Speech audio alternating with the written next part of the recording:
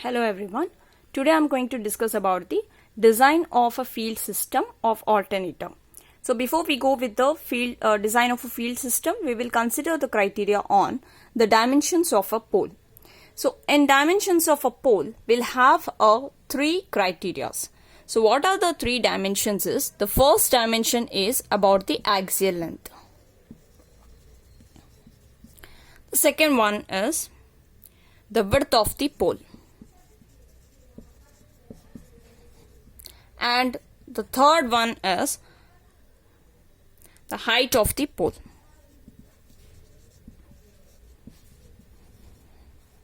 So these are the three dimensions of the pole when you are going to design.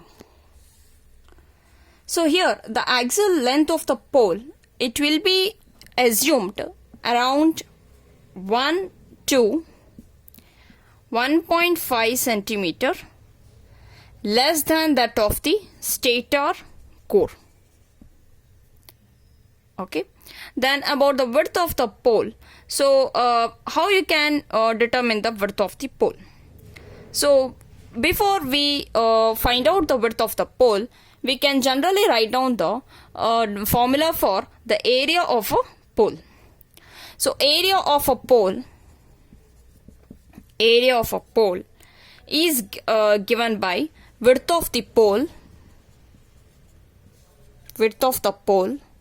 product of the width of the pole and the net axial length of the pole. Okay. So from this we can determine the width of the pole. Okay. Where the width of the pole, from this formula, width of the pole can be given as area of a pole divided by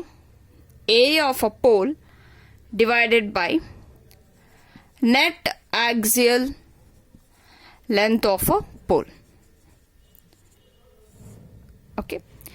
Where again the net axial length of the pole, this can be given by the product of the gross length and the stacking factor.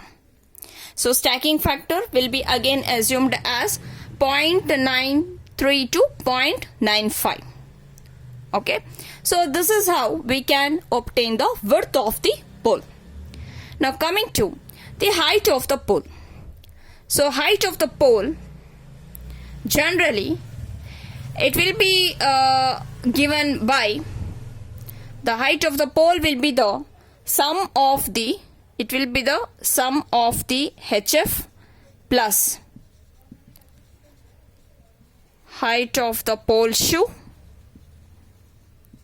plus height taken by insulation. Okay. So therefore height of the pole can be given by HF plus height of the pole shoe plus height taken by the insulation. Right? Okay. So here, where HF is the height of the field coil.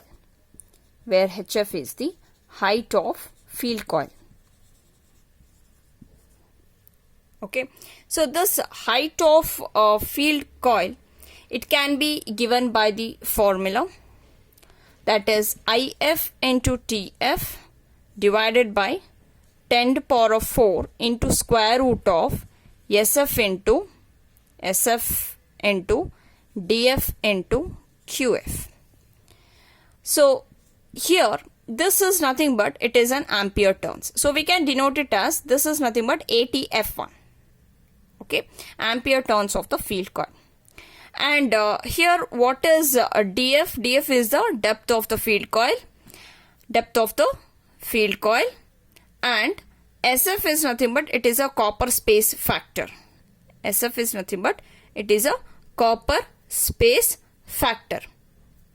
Whereas QF is nothing but QF is nothing but it is a permissible loss per meter square of the cooling surface. So since here the IF into TF is nothing but it will be denoted as ATF1, where this will be the ampere turns of the field, right? So as we have discussed in the previous case, this ATF1 will be equal to, this ATF1 will be equal to,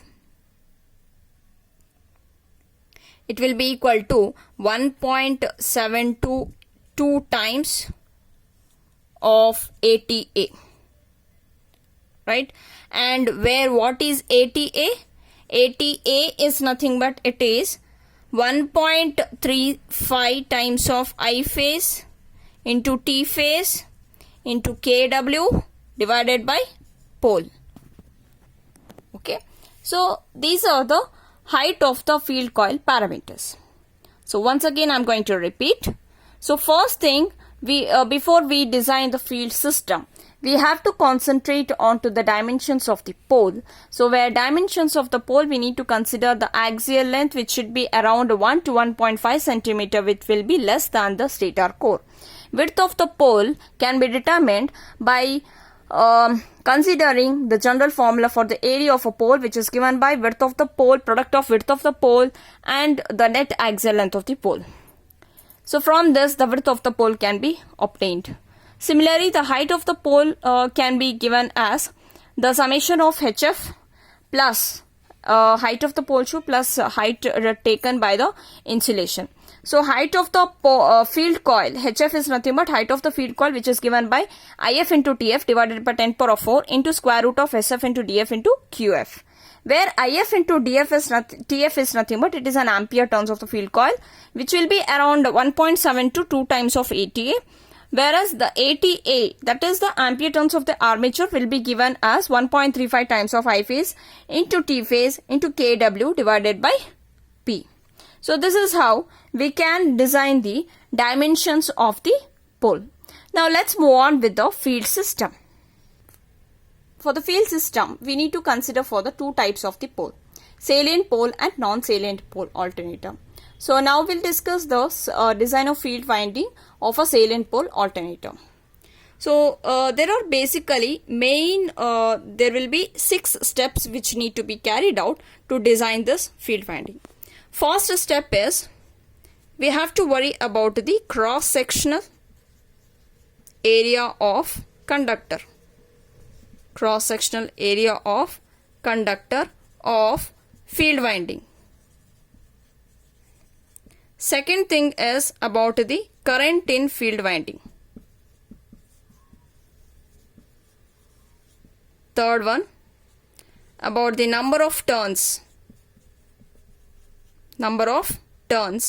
in field winding. Next one is arrangement of turns. Next one is resistance of the field winding.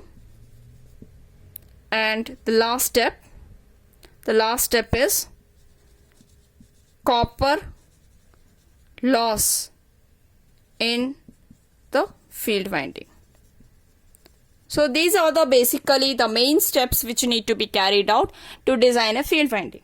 Now let us discuss very in detail that about how you are going to fetch the information to obtain all these values. Okay, so the first step to obtain all these values, okay, the cross-sectional area, right, cross-sectional area, current, number of turns, arrangement of turns, resistance and copper loss. So to get all these parameters, we have to follow the following steps. So what is the basic steps? First step is generally the exciter voltage. It will be in the range of 110 volts to 440 volts. okay, which will be nothing but exciter voltage is nothing but it will be a relationship with the voltage across the field winding, that is nothing but 15 to 20% of the voltage will be kept as a drop across the field conductor. Okay, so that is a voltage exciter need to be maintained with this value. Second thing, hence once you get this voltage exciter, if you are going to maintain with this value, right, hence the voltage per coil, that is nothing but VC, which denotes as 0.8 to 0.85 times of exciter voltage.